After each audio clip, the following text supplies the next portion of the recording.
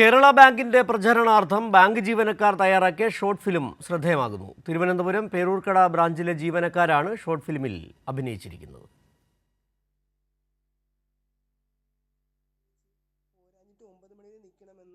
അതുകൊണ്ട് ഞാനത് നിർത്തി. ഇപ്പോൾ ഓൺലൈൻ വർക്ക് വല്ലതും കിട്ടുമോ എന്ന് നോക്കുകയാണ്. ഓൺലൈൻ ബിസിനസ് ഒക്കെ തട്ടിപ്പാണ് ഷീജ. ഞാനിപ്പോൾ കേരള ബാങ്കിൽ നിന്ന് ലോൺ എടുത്താണ് എൻ്റെ ബ്യൂട്ടി പാർലർ തുടങ്ങിയത്.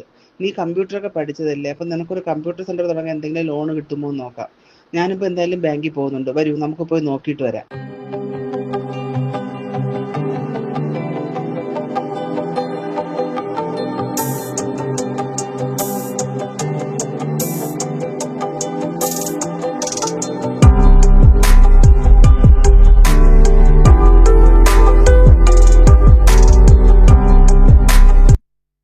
മാഡം, ഇതെന്റെ കൂട്ടുകാരിയാണ്. അവൾക്കൊരു ലോണിനെ കുറിച്ച് മാനേജറെ കണ്ട് സംസാരിക്കണം.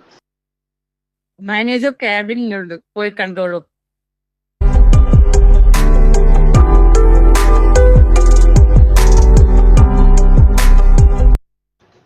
Good morning madam. മാഡം, ഇതെന്റെ കൂട്ടുകാരി ഷീജ.